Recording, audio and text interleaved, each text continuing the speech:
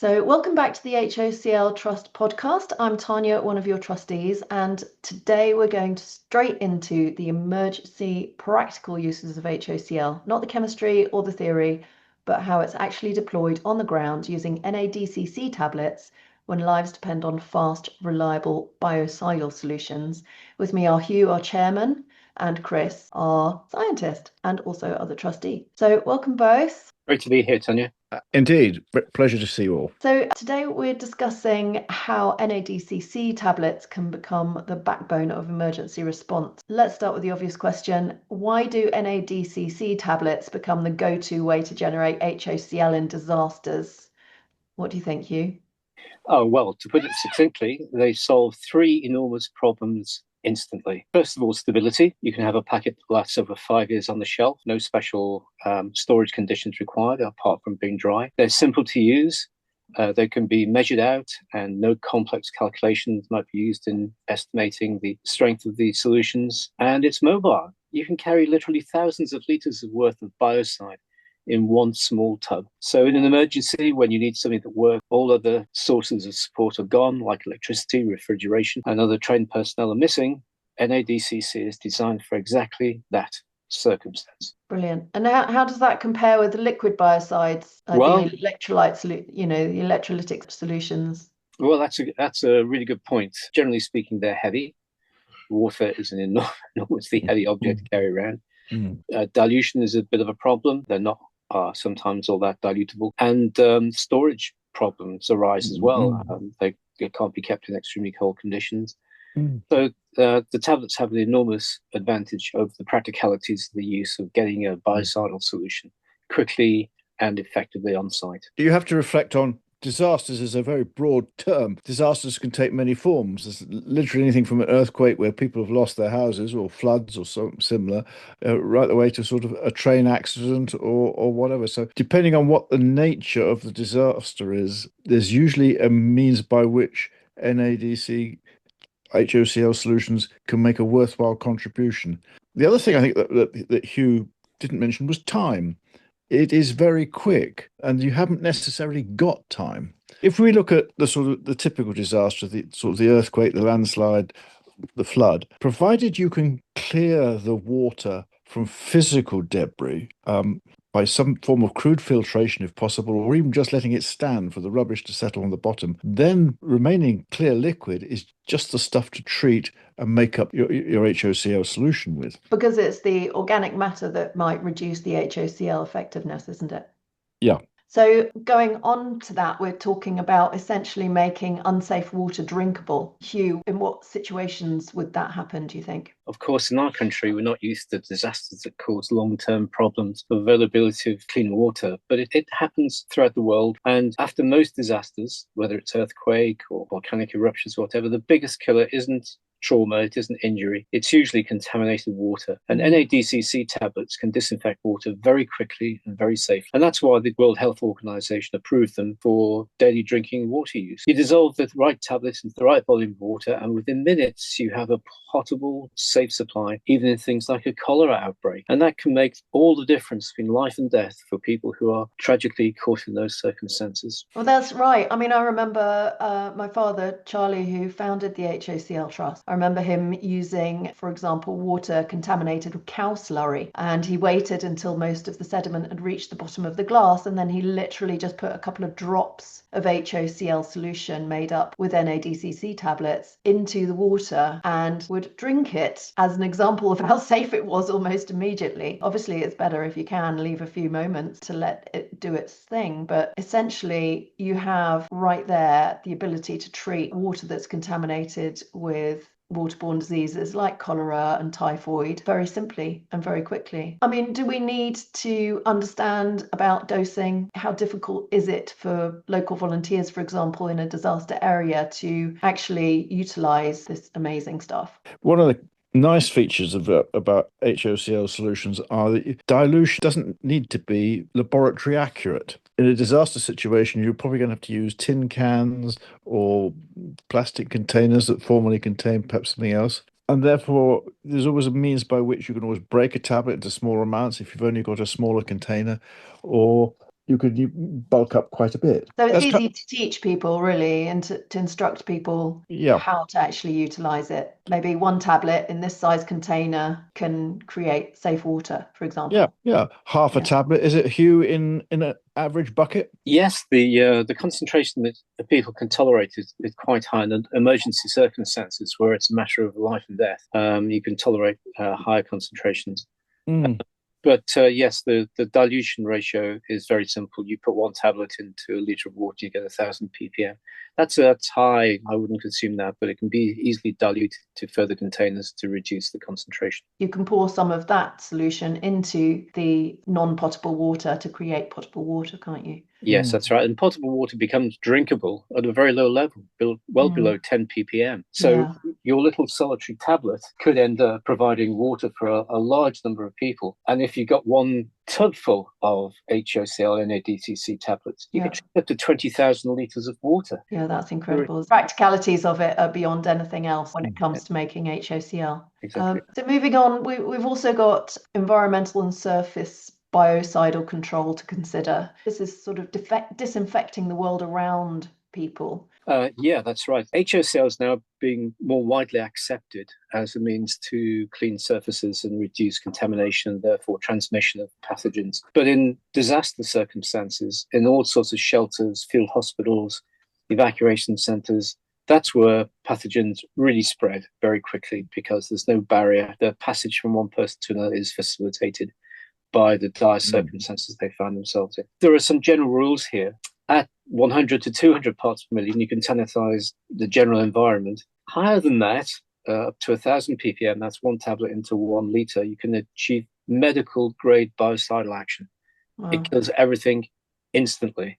There is nothing left alive in any container anything left that's likely to cause problems left alive in surfaces and containers that are treated with that concentration. So we have a variability of use here, a range, a diversity of use, which can really make a massive impact on the health and welfare of the people who need that attention. It's quite remarkable. Does that include open wounds, Hugh? Yeah. The strange thing about using HOCl for open wounds, which I had personal experience of, is that it just feels as if you're washing the wound with plain water because 100 ppm really doesn't give any sign of its HOCl content, but it wipes out any invading or contaminated bacteria on the surface and instantly provides a sterile surface for wound repair to take place. And there is some evidence, good evidence, that the presence of HOCl actually promotes the healing as well. So not only are you cleaning the wound, you're also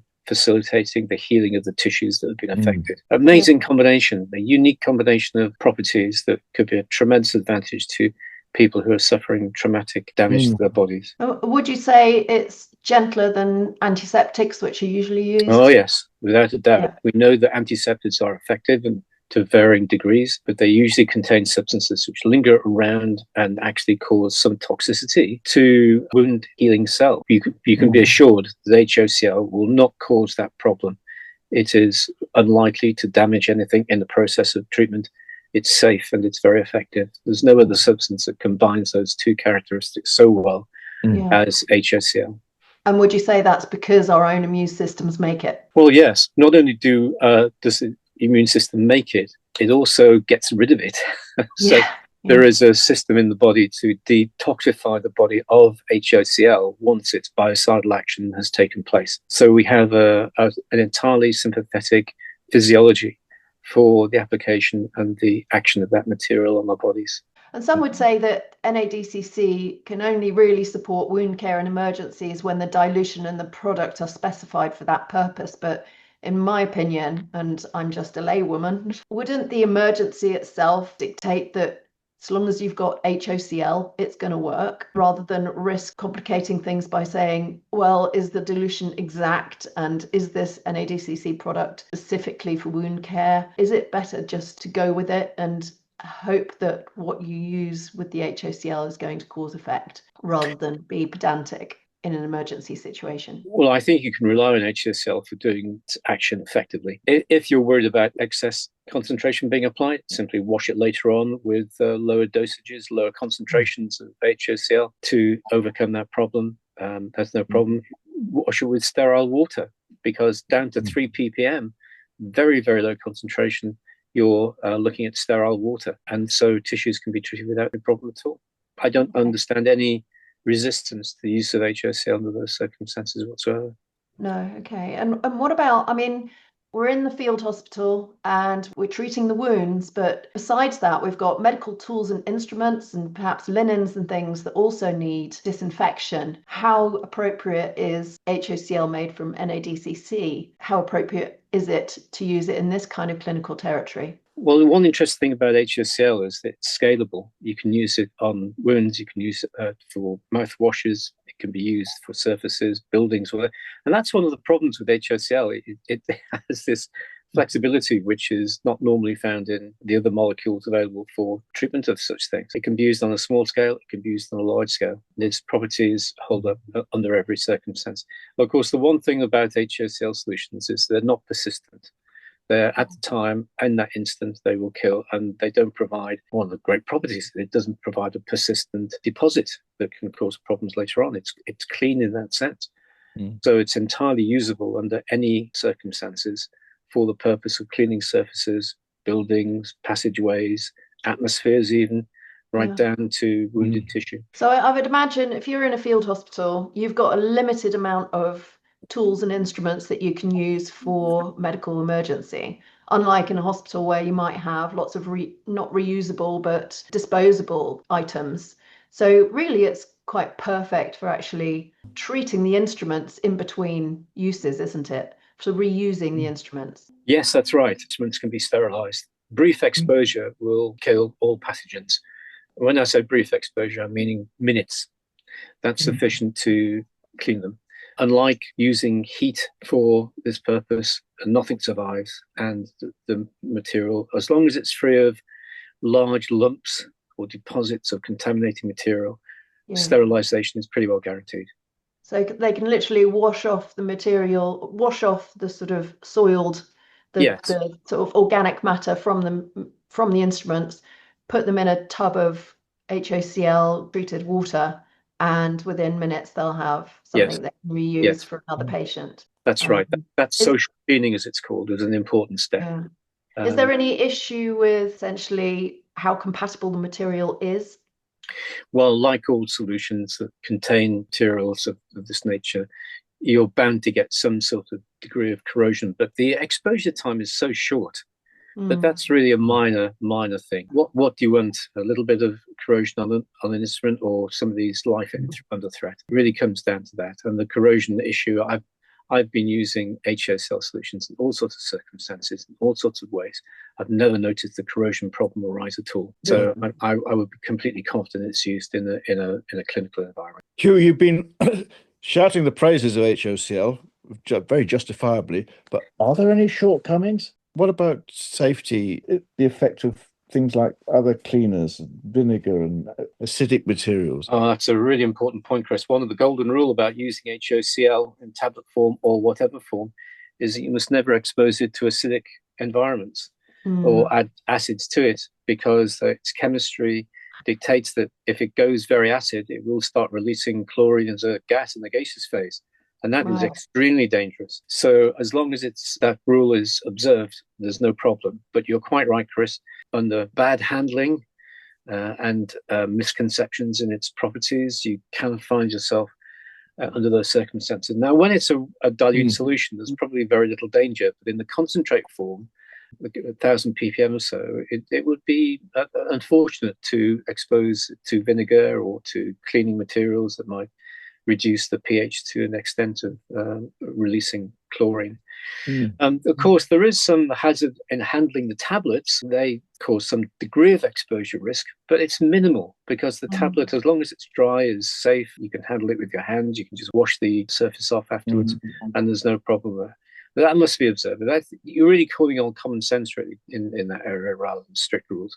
The important one is the acids. That's the one to look out for. So really, we want to store it dry. We want to store it away from anything else, keep it in its container, and just take out a tablet as and when it's required. Otherwise, there's really not much in terms of safety issues other than mixing it or introducing it to acidic Yeah, it's important to keep the container sealed. sealed for long-term storage because atmospheric moisture can get into the tub if the top isn't on properly and gradually degrade the tablets. But if they're Yeah. kept dry and using dry hands to pick up a tablet as well, or put gloves on to make sure you don't get skin moisture on into the tub. That would be important. That's just an observation, really, that's there to ensure that the tablets stay in good condition for a long time. And when I mention a long time, it really is. It's many years, 5+ years of is expected from tablets in those hermetically sealed tubs. So everybody could have a tub in their kitchen cupboard just in case of emergencies.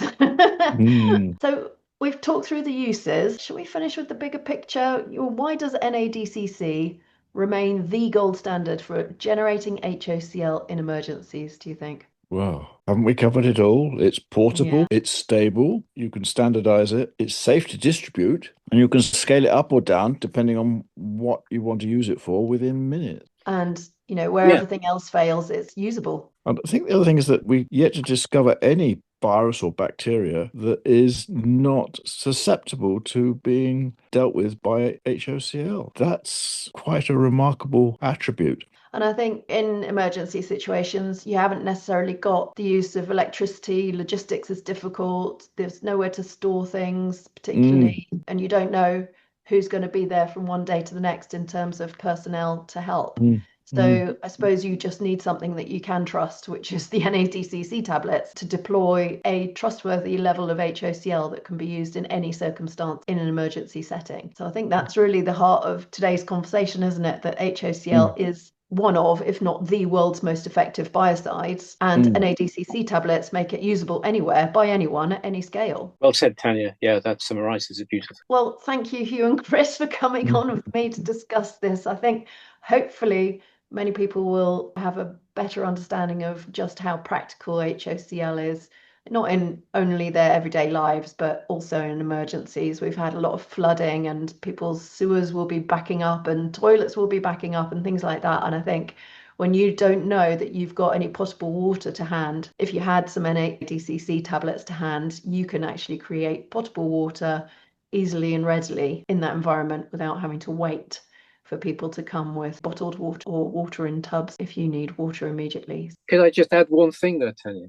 Yes, of course. I just realized having a supply of NaDCC tablets ready to go gives you some assurance. It's reassuring to know that you have that capacity to deal with unexpected circumstances. And I think that has a psychological impact on me anyway, knowing that whatever arises, I've got that in reserve. And it's a good feeling to know that you can respond appropriately and effectively, such should awful things happen. Absolutely. And for anybody who's not sure how they can get hold of NaDCC tablets, we have some here in stock at the Trust. You can purchase them on our website. They can come in packets of 20 tablets or a tub of 200, which we've been discussing earlier. All your money goes to supporting the Trust and enabling us to continue as volunteers unpaid to run these podcasts and to keep the website going. So please do go ahead and order your tablets if you wish from the HOCl Trust, and we will dispatch them usually within a couple of days.